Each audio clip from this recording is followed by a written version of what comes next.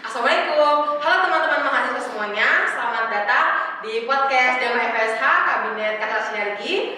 Kali ini di podcast pertama kita kedatangan dua pejabat besar, yaitu Pak Gub dan Ibu Wagub di FSH itu sendiri. Mungkin boleh kenalan dulu dong, kenapa sih bisa kalau misalnya jadi ketua Dema dan wakil ketua Dema itu jadi Gub ataupun Wagub? Bisa dijelasin dong, mulai dari Pak Gub dulu. Oke, dari aku terlebih dahulu ya.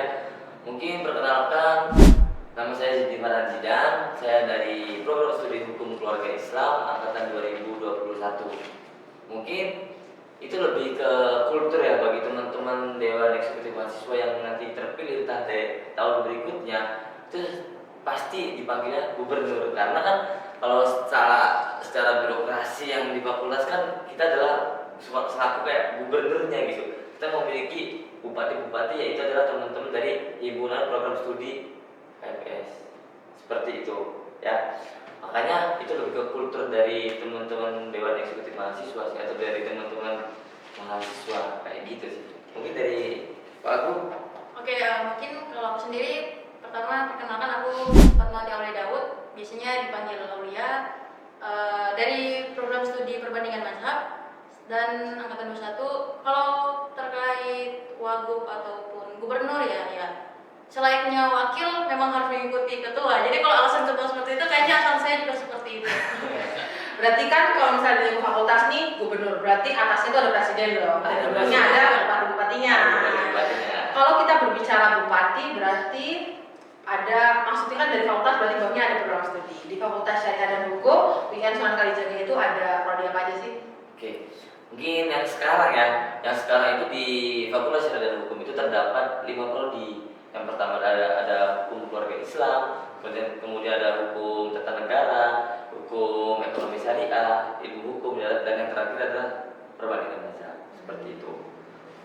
Dengar-dengar juga Fakultas Syariah dan Hukum ini merupakan fakultas yang tertua gitu di UIN, ya kan? Ya, betul. Gimana coba sejarahnya? Apakah ketua Dema dan wakilnya itu paham sama sejarah organisasi yang di fakultas ini? Kita uji nih. Oke. Dari siapa nih? Siapa ini? Dari ibunya dulu. Dari ibunya.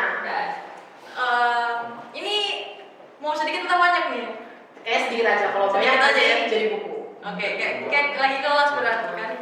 Mungkin kalau fakultas syariah ini ya, kalau dulu tuh dinamakan fakultas syariah. Nah, kenapa fakultas syariah? Karena mungkin dari pemerintahan yang dulu tuh butuh pengembangan dalam hal ilmu agama, makanya ada syariah atau dalam hal kodi hukum-hukumnya gitu. Jadi perkembangan zamannya, bagaimana kita dulunya pemekaran dari PTAIN yang ada di UII, terus berubah menjadi YIN pada tahun 90-an 1960, terus juga pada 2004 akhirnya kita menjadi dari YIN menjadi UIN. Nah, di situ Fakultas Syariah itu fakultas tertua, ada dua sebenarnya dengan teman fakultas kita, yaitu Fakultas Usuluddin seperti itu yang ada di UIN. Nah, kenapa perubahannya menjadi Fakultas Syariah dari Fakultas Syariah ke Fakultas Syariah dan Hukum? Kayaknya dari Pak Gub mungkin mau melanjutkan? Ya, mungkin itu terjadi di 2004 ya Oleh. Iya. Terjadi di 2004 yang mana kita itu menambah adanya ilmu hukum itu. Jadi hebatnya juga nanti nyambungnya kalau kenapa sih kita itu fakultas itu ada syariah dan hukumnya. Nah, ini kayak plus dari UIN Sunan Kalijaga itu sendiri. Jadi kita tuh ada di UIN itu ada prodi ilmu hukum yang mana hukum murni. Jadi makanya mungkin teman-teman mahasiswa baru ya, pas aku ke Jogja juga, kok bisa sih masuk UIN kok jalurnya SNBP atau SNBT yang sekarang. Dulu kan zamannya kita kan ada namanya kan SNPTN ya, kan, itu ya kan. Ya. Sekarang udah diganti namanya SNBP dan SNBT. Ya. Nah itu masuknya dari jalur ilmu hukum itu. Makanya kenapa kita namanya syariah dan hukum sekarang. Di UIN ini terdapat hukum murninya seperti itu. Kalau misalnya berbicara mengenai kita kan FSH nih, ada H tapi diselingi ada S-nya. Menurut kalian itu tuh apa sih yang melebihi Fakultas Syariah dan Hukum dengan Fakultas Hukum yang ada di PTN-PTN lain? Mungkin dari aku sendiri ya, karena kita tuh nggak pure belajar masalah syariah terus gitu. Karena kita juga ya kadang ada hukum belajar kayak pengantar. Contohnya dari aku sendiri ya, aku di hukum keluarga Islam itu kita juga belajar tentang pengantar ilmu hukum, kayak praktek peradilan seperti itu. Jadi kayak itu kenapa UIN dinamakan interkoneksi. Nah ya itu. Jadi bersinergi itunya tuh semuanya ada di situ. Kita hanya nggak belajar tentang masalah syariah, tapi kita juga belajar mengenai hukum murninya. Apa ul tagline ini? Waduh, Integritas. UIN Sunan Kalijaga. Apa coba? Ayo. Coba UIN bangsa. UIN Sunan Sunan Kalijaga. Dunia.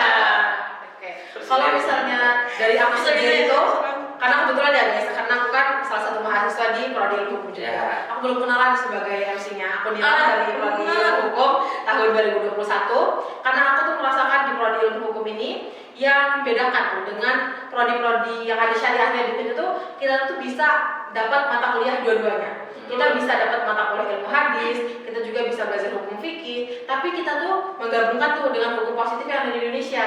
Jadi istilahnya kalau misalnya di PTN-PTN lain cuma dapat hukum Islam, kita tuh dapat perinciannya, Ya. gitu. Jadi menurut aku plusnya itu situ. Dan kita tuh gak perlu takut meskipun kita ada dalam tagline UIN, kita juga tuh mengikuti gitu. Kita udah punya komunitas debat yang sering kan, juara, punya komunitas-komunitas yang menulis juga sering juara, apalagi komunitas peradilan semuanya juga sering juara dalam mengikuti perlombaan kan. Dan itu menurut aku merupakan salah satu hal yang harus dibanggakan karena kita bisa dapat dua-duanya ya kan. Betul sekali. Terus nih, karena tadi aku udah mengenalkan anak program studi dan Pak Gub serta Wagub juga sudah memperkenalkan lah prodinya. Seberapa kenal sih kalian sama prodi kalian? Wah, Dimulai dari Pak Gub nih, di HKI gitu. Oke, mungkin ini aku nggak sombong dan nggak ingin kayak menyatakan aku sebagai gubernur ya. Mungkin tuh kalau setiap prodi itu memiliki apa ya, daya hype-nya sendiri kan. Ciri khas. Ciri khasnya sendiri atau kulturnya. Mungkin dari kultur HKI itu kita lebih kekeluargaan. Kan namanya juga hukum keluarga Islam kan. Makanya setiap angkatan itu pasti tagline-nya sama kan, sakinah mawaddah warahmah. Beda lagi dengan ilmu hukum. Masya Allah. Gitu. Atau bagaimana dengan waktu dengan perbandingan mazhabnya. Tapi kalau di HKI kita kulturnya masih kekeluargaan. Jadi kita alhamdulillah angkatan itu masih jalan semuanya. Begitupun dengan prodi-prodi yang lain dengan kulturnya masing-masing seperti itu. Soalnya kalau ngeliat laki-laki prodi HKI itu ada madem gitu ya. Ada madem ya, ada madem. Calon imam gitu. Emang mau dipersiapkan untuk itu kalau HKI itu ya? Kalau dari awal sendiri nih, dari sebagai mahasiswa perbandingan mazhab, Waduh. gimana sih, apa sih yang mendeskripsikan PM itu di mata Allah? Kalau perbandingan mazhab, kata orang, katanya tuh yang buat fakultas syariah, ada syariahnya itu kan ada perbandingan mazhab. Wih. Akademik ya? Ya betul. Karena mungkin kalau perbandingan mazhabnya hilang, syariahnya justru harus hilang juga. Kenapa aku bilang gitu ya? Ya, ini agak sombong nih. Nah, kenapa aku bilang seperti itu? Karena memang dalam perbandingan mazhab ini kompleks. Maksudnya kalau fakultas syariah tadi dibilang sama moderator kompleks. Nah, yang membuat kompleks itu bisa terlihat dari prodi ini. Kenapa seperti itu? Karena kalau yang aku perbandingkan bagaimana mata kuliah kita, mungkin di kalian itu perbandingan persennya itu beberapa persen misal dalam IHA itu ilmu hukum itu ada 70%-nya hukum murni, 30%-nya agama Islam. Begitupun dengan prodi-prodi yang lain. Nah, kalau di perbandingan mazhab ini 50-50%. Jadi bagaimana kita dituntut agar paham fikih-fikihnya, terus juga konon-kononnya. Nah, selain itu juga kita harus paham bagaimana hukum perdata, hukum positif yang ada lah seperti itu.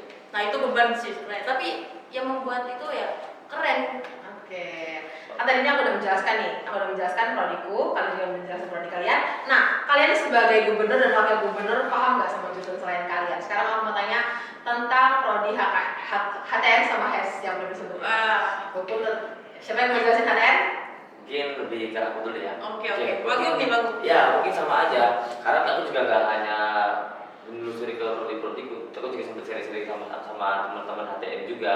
Maksudnya di HTN juga nggak mempelajari tentang hukum tata negara doang, tapi dia juga mempelajari tentang masalah syariahnya, ada hukum perdatanya, gitu, ada hukum fikihnya, sama. Jadi kayak ya itu kenapa UIN Sunan Kalijaga dinamakan interkoneksi ya, karena kita itu mempelajari semuanya jadi balance gitu. Nggak mesti kayak anak HTN cuma mempelajari tentang administrasi negara atau PT UN-nya saja, tapi ya dia juga bisa mempelajari tentang agamanya, baik itu fikih Indonesia atau fikih muamalahnya seperti itu.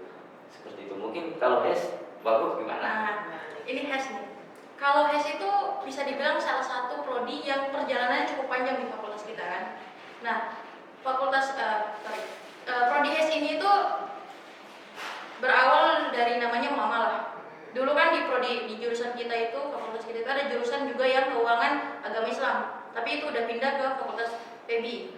Nah, muamalah atau HES ini sudah mencakup semuanya.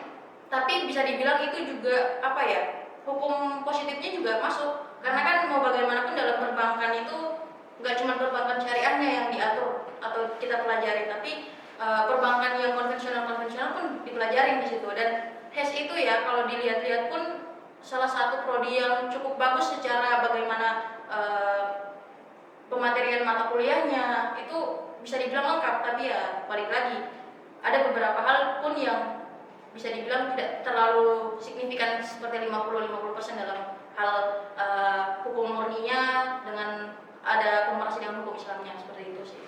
Tapi HES juga kayaknya memiliki ini kayak wadah boomnya sendiri ya, yang ada BLC itu. Oh iya, benar, itu juga ya. Jadi kan kayak ada 5 prodi kan, ada 5 prodi itu mungkin terdiri ada kayak khusus kayak tempat wadah berprosesnya seperti HES itu. Benar. Kayak dia kan ada namanya Komunitas peradilan peradilan semu. semu. Kalau HES ada namanya BLC, bisnis Law Center. Keren. Oke. Jadi program studi di di Fakultas Syariah dan Hukum ini kan ada 5 dan semuanya ini punya ciri khas masing-masing. Nah, punya prospek kerja yang masing-masing dan tentu tuh sangat diprospekkan ya, enggak yang ilmu hukum tuh enggak melulu bakal jadi yang itu aja. Iya. Kita tuh udah diprospekkan juga gelarnya juga bukan gelar SHI lagi, sekarang semuanya sudah gelarnya SH. Gitu. Terus nih kan kalau misalnya kita berbicara mengenai mahasiswa nih di UIN Surakarta, Fakultas Syariah dan Hukum ini kan katanya mahasiswanya tuh terbanyak kedua. Sama yang pertama, gedungnya barengan lagi. Aduh. Kita nih keras ini. Iya, sampingan nih, kadang suka Sampingan ya ternyata ya. Oh iya. Kalian tahu nggak sih kuota-kuotanya nih dari tiap prodi kan kita paling banyak tuh. Kalau di ilmu hukum sendiri tuh angkatan yang paling baru aja kelasnya tuh sudah sampai 5 kelas. Satu kelasnya 50 orang, berarti itu berapa tuh? Baik banget kan? Kalau dari kalian tuh tahu nggak sih kuota-kuota Kalau setiap? kuota ya, karena ini mungkin aku cerita pengalaman sedikit ya. Kemarin itu kan pas saat kita menjadi mahasiswa baru itu akan ada kegiatan PBAK. Nah, saat aku masih di awal-awal semester, masih mahasiswa baru lah ibaratnya ya, baru 2 semester di sini tuh, aku ikut kepanitiaan PBAK dan kebetulan aku di bagian KSK terkait pendataan mahasiswa yang daftar. Jadi kurang lebih aku sedikit tahu lah bagaimana pelonjakan kuota yang ada di Fakultas Syariah. Nah, kalau misal di dalam 5 prodi ini sebenarnya sangat disayangkan ya, karena dari 5 prodi ini tidak balance gitu, karena perbandingan terlalu jauh. Seperti IHA tadi, benar ada 5 kelas untuk angkatan 22, untuk angkatan 23 itu sampai 5 kelas, dan itu total yang daftar itu 245. Berbanding terbalik dengan prodiku sendiri, prodi PM itu ya angkatan 22 itu cuma 70-an. Sedangkan dan alhamdulillahnya di tahun kemarin, tahun 2023 itu ada pelonjakan lah ya. Jadi 100 ya alhamdulillah 3 digit ya. Alhamdulillah. Iya. Perbandingan masa Alhamdulillah. Progresif. Tapi Ada kalau lihat dari progresifnya. sejarah dia itu paling tua. Benar. Sebelum adanya Akhbarus Saksiyah, Betul. adanya HTN. Nah, Tapi nggak boleh sedih karena paling sedikit paling berkualitas. Nah, seperti slogannya, Gimana minoritas slogannya? berkualitas. Nah, balik lagi ke kuota, mungkin itu perbandingan itu lebih terlihat jelas di 2 prodi itu. Bagaimana ilmu hukum di tingkat yang 200-an itu, terus PM yang ada di prodi perbandingan mahasiswa yang ada di angka puluhan, dan alhamdulillah tahun kemarin baru naik di 105, itu tuh sangat disayangkan sebenarnya. Tapi kalau misalnya dibahas dengan 3 prodi yang lain kayak HES, Hukum Ekonomi Syariah, terus HTN, terus KKI, itu masih ada di tahap-tahap yang normal. Seperti angkanya kalau nggak salah HKI itu kemarin 120-an orang. Terus HTN itu lumayan banyak kedua setelah ilmu hukum itu ada sekitar 140-an lebih, seperti itu. Kalau yang aku tahu sih sedikit yang aku bisa bagikan seperti itu. Kalau Pak Gub? Ya, mungkin kita lihat dari jumlah total fakultas, mungkin kan Pak Gub sudah menjelaskan kayak prodinya masing-masing ya. Kemarin itu pas PBAK di tahun 2022 2023. Nah, ini ketua Itu, panitianya ini. ya alhamdulillah saya diamanati dan saya juga yang menjadi ketua pelaksana PPK pada waktu itu kita tuh peringkat kedua dari 8 fakultas yang ada di Wisma Atlet Jakarta.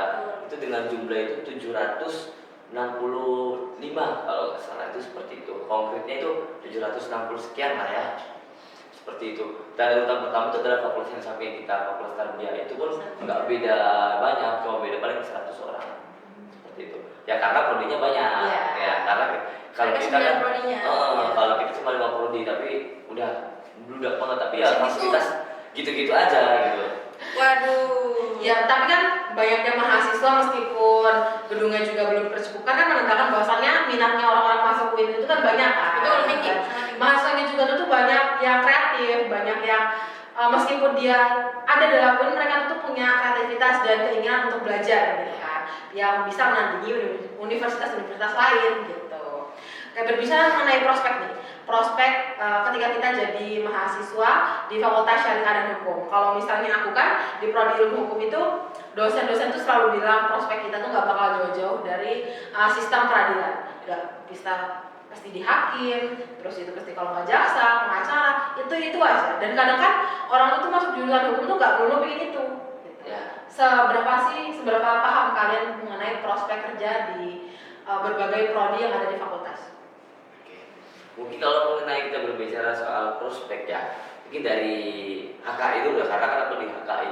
Ya benar apa yang dikatakan sama Mbak Nila, kita nggak jauh-jauh dengan soal-soal hukum, ya kan. Mungkin kalau di HKI lebih bisa itu masuk ke pengadilan agama, kita bisa masuk itu bebas, itu kita bisa mengambil prospek di hakimnya atau panitranya, atau bagian administrasi di peradilan agama itu sendiri, seperti itu. Atau bisa di kantor urusan agama, seperti itu. Atau bisa jadi bahasanya penghulu, ya kan, atau penyuluh. Nah itu bisa, jadi tergantung bagaimana cita-cita dari teman-teman itu sendiri, seperti itu. Kalau aku cita-citanya apa? Kalau aku cita-citanya jadi orang sukses saja. Amin. Sampai orang yang bermanfaat. Amin. Sangat general tapi mendalam. Iya. Percuma kita sukses Nyampe gitu gitu loh, ya. kalau nggak bermanfaat ya. Gitu. Betul. Kalau dari awal gimana nih di PN? Kalau aku sendiri ya, kita berbicara terkait prospek kerja di perbandingan mazhab itu berarti berbicara bagaimana alumni-alumni kita ya, alumni PM itu. Kalau yang aku ketahui di anak-anak PM itu mau kerja di mana aja tuh bisa. Nggak harus kita ke pengadilan agama, karena kan pada kenyataannya pun kalau saat survei yang saya dengar kemarin dari sekretaris prodi itu ada lebih dari 50% yang profesinya itu pasti ke pengadilan agama. Tapi nggak sedikit juga yang banyak, bahkan ke bagian perdagangan pun ada, sampai ke sana pun ada. Cuman yang sangat disayangkan dari prospek kerja untuk yang prodi perbandingan mazhab ini adalah seperti yang disampaikan Mbak Nilam tadi, lulusan dari Fakultas Syariah itu adalah SH. Iya, semuanya mendapat SH, tapi untuk prodi perbandingan mazhab yang saya tahu itu, kalau kita mau jadi hakim di pengadilan negeri, kita harus sekolah lagi untuk ilmu hukum. Jadi hukum murni itu kita harus sekolah lagi. Kecuali kita mau jadi hakim di pengadilan agama saja. Jadi setelah itu nggak perlu. Nah, itu nggak perlu sekolah lagi karena lulusan PM sudah bisa untuk ada di sana. Tapi kalau untuk prospek ke pengadilan negeri itu yang susah kalau misalnya mau jadi hakimnya ya, seperti itu. Berarti sama seperti advokat ya? Iya, seperti itu. Kalau misalnya di HES itu kan rata-rata kan biasanya ada pada jadi notaris, Nah, jadi benar, PPK. Mereka tuh cenderung dapat prospek kerja yang menghitung. Iya, Karena sesuai dengan Nah. apa yang dipelajari kan. Kalau misalnya di HTN itu kayak banyak teman-teman kita juga yang magang di KPU. Iya, PTN sih lebih Iya kan. negeri ya. Di Petun. Dan itulah mereka prospek-prospek kerja yang itu lebih mendalami mungkin terkait undang-undang di Kemenkumham menjadi legal drafting. Iya. Kayak gitu. Kalau berbicara nih track record alumni yang kalian kenal yang hebat-hebat di Fakultas Syariah dan Hukum, dong, biar siapa tahu yang nonton nih ada adik-adik yang pengen kuliah nih di Fakultas Syariah. Siapa nih? Kalau alumni ya, sayangnya aku lupa nama beliau nih. Cuman ada beberapa, karena kan kemarin tuh di tahun 2023 sempat ada alumni-alumni yang dilakukan oleh prodi ataupun fakultas. Itu ada beberapa ya, kembali lagi yang mungkin yang bisa aku tekenin di bagian pengadilan agamanya. Itu di bagian daerah Sumatera sama di daerah timur sana banyak prospek anak-anak atau alumni-alumni dari perbandingan mazhab ini yang menjadi hakim ketua di dalam pengadilan agama, seperti itu. Banyak seperti itu. Tapi kan itu baru yang terdata ya, mungkin ada Iya. yang lebih luar biasa lagi yang nggak terdata. Karena kan alumni itu ibarat kata setelah keluar tuh ada beberapa juga kan yang nggak bisa terdeteksi. Ya, yang kehilangan komunikasi Iya. gitu, iya banyak sih. Kalau dari Kalau dari aku tuh mau alumni tua muda Waduh, sedang sedang sedang yang sedang aja ya. Ya kalau alumni dari kita tuh kadang ya lebihnya ke pengadilan agama atau lebih ada ke ketua hakim seperti itu. Tapi kalau yang aku contohkan ya, yang sampai sekarang yang mungkin teman-teman kakak juga bangga kepada beliau, jadi itu dengan kak prodi kita sendiri. Berarti beliau cinta kampus ya, mengabdi juga kan? Mengabdi, karena kan sesuai dengan kriteria perguruan tinggi. Iya betul, ada pengabdian. Ada pengabdian Ada masyarakat. pengabdian. Maksudnya ya kita bisa melihat gitu loh teman-teman nih alumni yang nyata dari pak prodi kita sendiri. Oke. Pak Yasin Bayi. balik lagi ke alma maternya Bukan ya. alma maternya, karena gitu jangan sampai ketika kita sudah sukses kita lupa dengan alma mater kita. Oh, Seperti itu. Ntar jadi kacau sama kulit kan? Iya, Waduh. nggak boleh. Kalau di prodi ilmu hukum sendiri itu yang benar apa yang diomongin dosen itu alhamdulillah terjadi. Banyak alumni yang jadi hakim, banyak alumni yang jadi jaksa, Benar. banyak alumni yang jadi pengacara, dan hal tersebut menurut aku sangat membanggakan sih yang itu memotivasi kita sebagai adik tingkatnya untuk terus gitu loh belajar. Benar. Kalau di HTN juga kan ada yang jadi dosen di PTN bahkan kan, gitu. Itu merupakan apa ya suatu kebanggaan gitu bahwasannya selagi kita mau berusaha berasal dari manapun kita itu tuh pasti bisa sukses, percaya kan? Saya. Yang penting niat. Betul. Dan usaha. Usaha. Iya. Betul. Harus Nah, keras usahain. terus kalau misalnya kita udah mengetahui nih, alumni kita tuh kan hebat-hebat tuh. Kasih dong tips and trick untuk masuk di Fakultas Syariah dan apa? Baik. Tips Caranya and nih. Tips ya. Oke. Kalau dulu maksudnya lewat jalur apa? Aku kan karena orangnya mandiri ya, jadi jalurnya namanya mandiri. Oke. Kalau aku manja, SNMPTN. Oh, jadi jalur. SN? Iya. Oh, aku span PTKIN kalau Oh gitu. ya, nanti kita dengan varian jalur Beda berbeda. varian. Mungkin ini kita bagaimana secara masuk dengan jalur mandiri. Boleh. Gitu ya. Gimana itu siapa nih? Oke, mungkin dari aku sendiri ya. Mungkin awalnya sebelum aku mau ke Jogja ya, mungkin aku melirik itu agak ke Bandung terlebih dahulu, tetapi ya karena faktor dari orang tua juga kan yang mana ya udah kamu ke Jogja karena orang tua saya juga dulu di Jogja. Ya. Tapi di fakultasnya di prodi SKI seperti itu, makanya aku ya pohon tidak jatuh Buahnya tidak jatuh. buah tidak jatuh dari Pohonnya. pohonnya seperti itu, makanya aku coba ambil mandiri diri saya menjaga ya satu rawat belajar dan kedua itu mengikuti BIMDes yang ada diadakan itu bebas di mana aja, biasanya barangkali nanti DMFS akan membuat BIMDes buat teman-teman Nah, yang mau tolong kami. aja seperti Nanti itu. kalau edit. Tolong edit ya, tolong edit seperti itu. Harus ini ya. Karena ya kita juga perlu mengasih tahu gitu ke teman-teman. Makanya jangan lupa TikTok, Instagram di follow terlebih dahulu. Wow. Karena untuk informasi, pengetahuan atau lain sebagainya ada di DMFS seperti itu. Oke, benar. Kalau dari awal nih gimana nih? Oke, karena kan aku span PTKIN ya.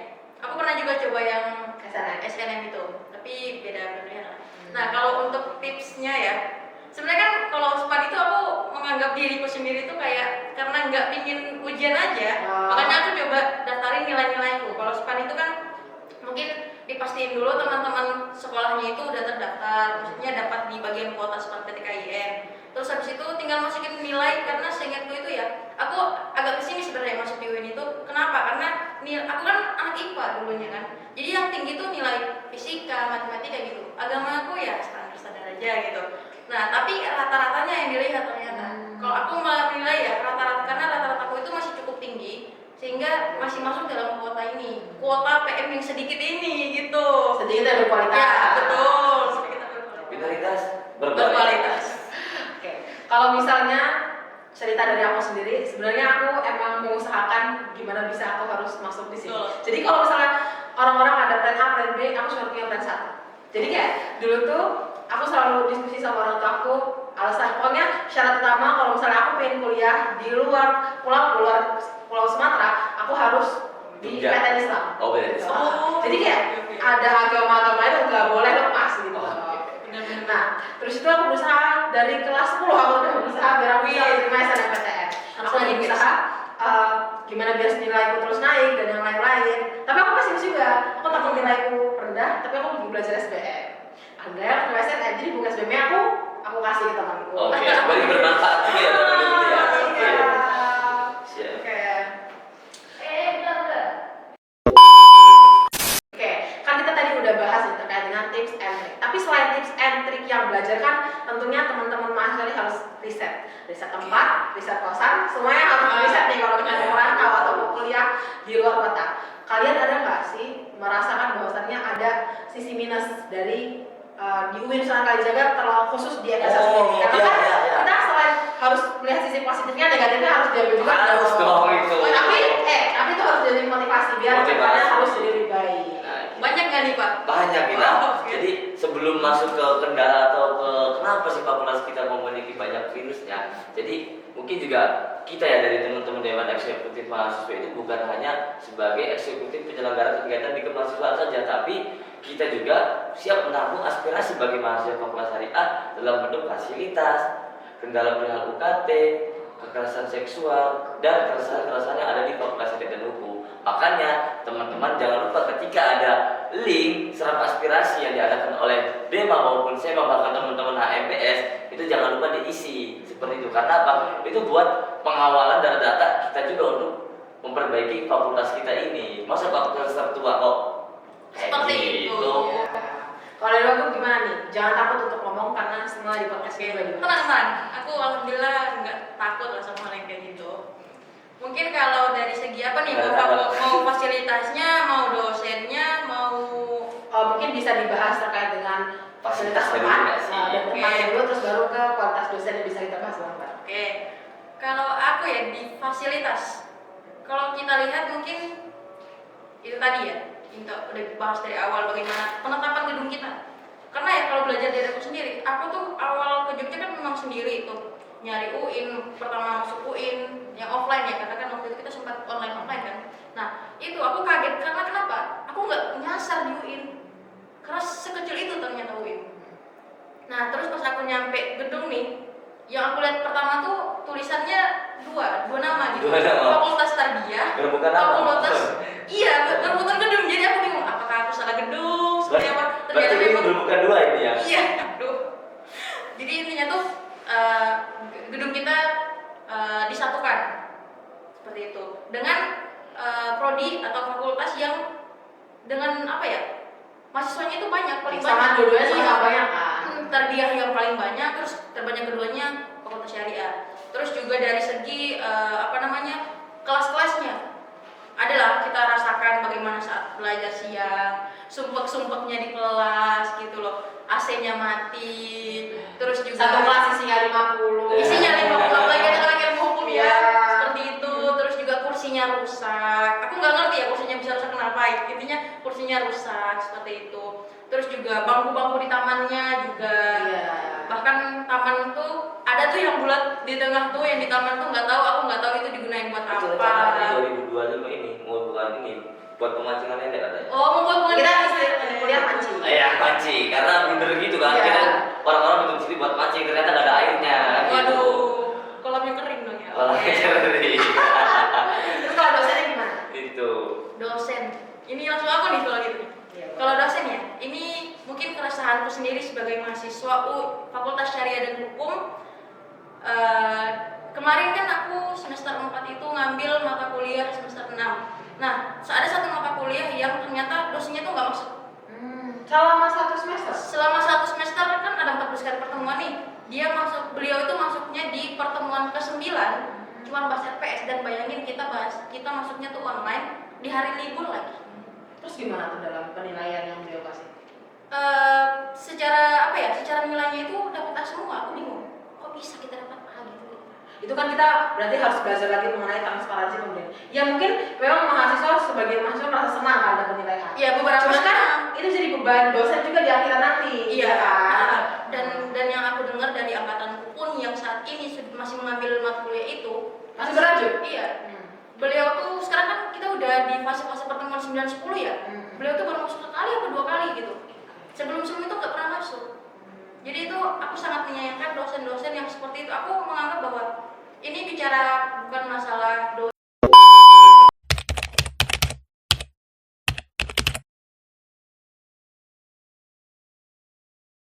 Makanya dia udah selesai ngomong.